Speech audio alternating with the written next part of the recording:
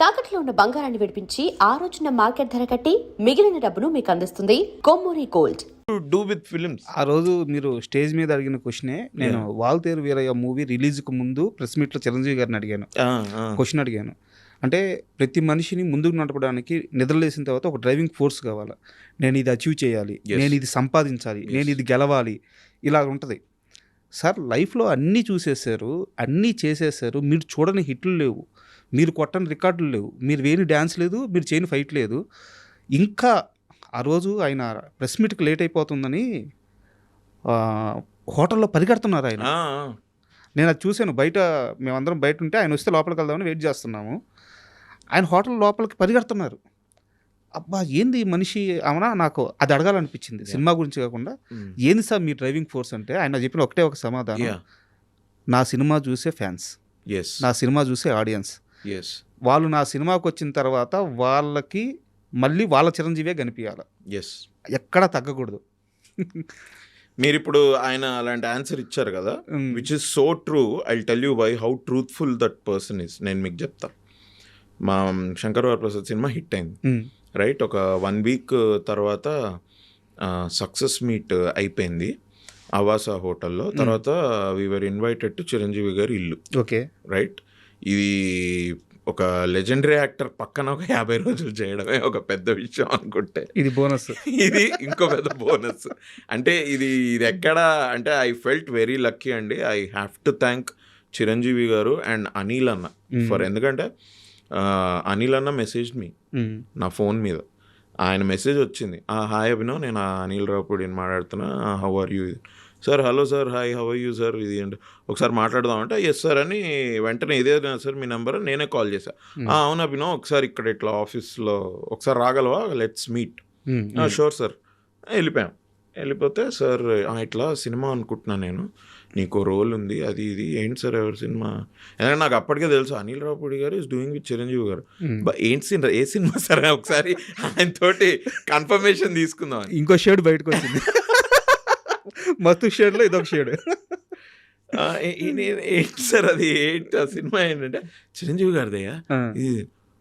Sir నిజంగా what are you saying sir? Oh shit అనుకొని sir అంటే, సార్ అప్పటికి ఫస్ట్ హాఫ్ బాగా అయిపోయింది, సెకండ్ హాఫ్ ఆల్మోస్ట్ అయిపోయింది, ఇంకొన్ని ఏవో చేంజెస్ చేశారు. బట్ సార్ నాకు చూచాయిగా స్టోరీ చెప్పారు. Sir great sir, lovely, thank you. అసలు మీరు నన్ను ఎందుకు అనుకుంటున్నారు ఇలా అని. యాక్చువల్గా మన క్వశ్చన్ ఇదే, మనం ఎటు వెళ్ళిపోయా, నన్ను ఎందుకు మీరు ఈ సినిమాగా అనుకుంటున్నారు అన్న వరకు అడగాలి అనుకునేది వరకు వెళ్ళి నేను ఆపేసా. ఎందుకు లేరా, ఆయనకు నా మీద ఉన్న డౌట్లు తీసి పడుతా మళ్ళీ. ఎందుకంటే చిరంజీవి గారితో నేను ఇప్పుడు మీరు అడిగారు కదా, never even expected to do a film with him, let alone meeting him. I met him. ఆయన ముందు what I thought I said, I thought thank you, amazing. ఇవాళ now I feel like I'm in the industry because I met Chiranjeevi garu. ఇప్పుడు మీరు అన్నారు కదా ఆయన పరిగెట్టుకుంటూ వస్తున్నారు ఇది అని. మాకు సక్సెస్ మీట్ అయిపోయింది, we went to his home, చిన్న సెలబ్రేషన్. తర్వాత కూర్చొని తింటున్నాము. సార్ మన పిఆర్ఓలను పిలిచి he was like, pre release అయిపోయింది, అదే ప్రీ రిలీజ్ అయిపోయి 8 days అయింది, అప్పటికి 8-10 days అయిపోయింది ప్రీ రిలీజ్ అయ్యి. ప్రీ రిలీజ్లో కాదయ్యా బాగానే ఉంది, అందరూ నా గురించి మాట్లాడుతున్నారు, ఇది బాగానే ఉంది, మనము ఆడియన్సెస్ గురించి కూడా ఆలోచించాలి కదా. ఆ ఈవెంట్ అయిపోయేసరికి 10 అయింది, 10:15, 10:30 అయిపోయింది. ఇప్పుడు అందరికన్నా లాస్ట్ నేను మాట్లాడాలి, ఇంతమంది వచ్చారు వినడానికి. ఈ ముందర మాట్లాడుతున్న వాళ్ళు ఉంటుంది వాళ్ళకి మాట్లాడాలని ఇది, బట్ వాళ్ళు కొంచెం స్పీచ్ తక్కువగా ఇచ్చుకుంటే త్వరగా నేను మాట్లాడేసి అయిపోతే, ఆడియన్సెస్ ఎక్కడెక్కడి నుంచో వచ్చారు మా ఫ్యాన్స్ అంతా ఆడిటోరియంలో 10:30 వరకు. 10:30కి మనం వదిలితే వాళ్ళు ఎప్పుడు వెళ్తారు ఇంటికి? ఇంటికి వెళ్ళే వరకు ఇంకా ఎంత టైం ఉంటుంది? పోనీ ఏదో అమీర్పేట, పంజగుట్ట ఓకే, వీళ్ళు ఎవరెవరో ఎక్కడెక్కడి నుంచో వచ్చారు, దిల్సుఖ్ నగర్, ఎల్బీ నగర్, కొంతమంది పక్క రాష్ట్రాల నుంచి వచ్చారు. వీళ్ళ పరిస్థితి ఏంటి? మనం అది ఆలోచించొద్దాం. మనం ఇంత ఆలోచించారు ఆయన. హీ సెడ్ దట్ అందుకే అగైన్ మైండ్లో పెట్టుకొని మా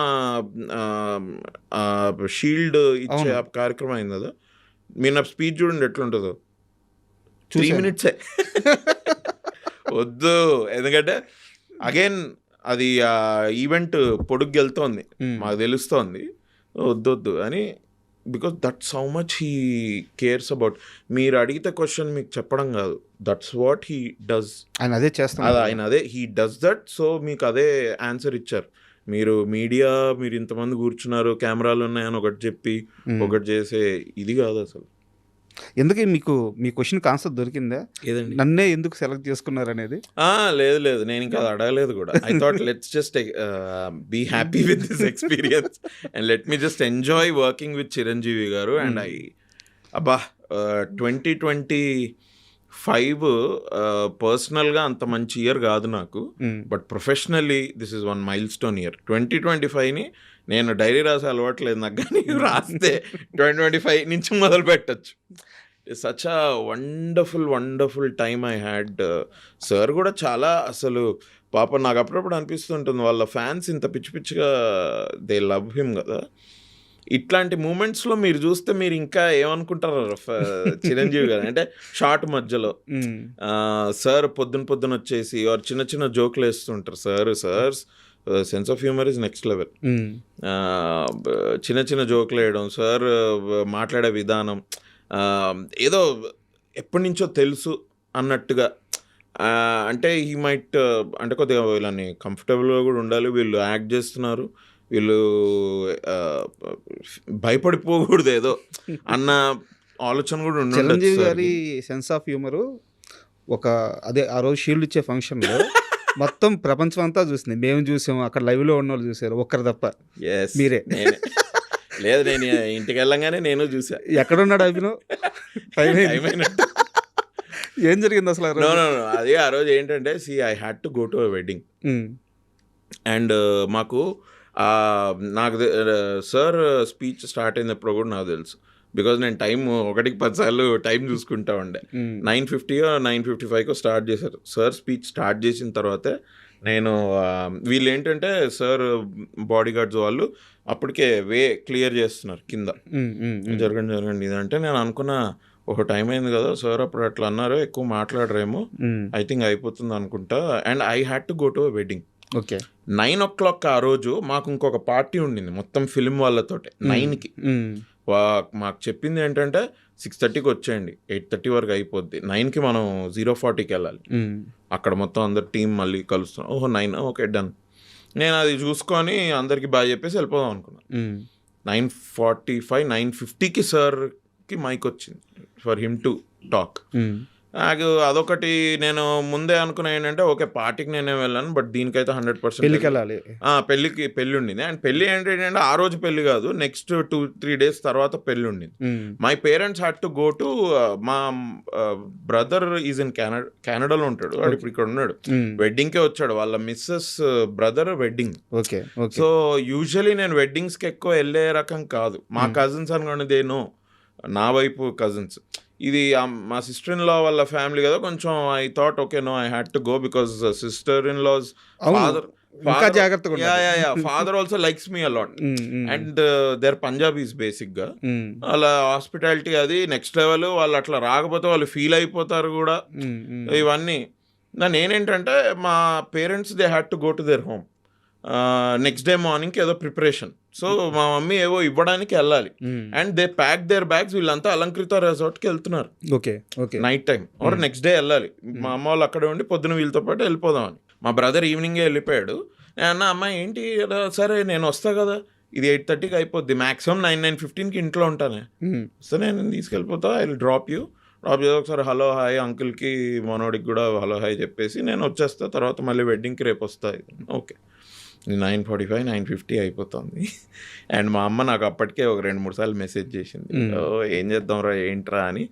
సరేలే అని నేను అప్పటికి ప్రొడ్యూసర్ గారికి చెప్పి, మన శరణ్య అనుకుంటా గోల్డ్ బాక్స్, ఆవిడకి చెప్పి ఏమనుకోద్దు ఒకసారి చెప్పి అని డైరెక్టర్ గారు నాకు కూడా నమస్తే పెట్టేసి ఐ లెఫ్ట్.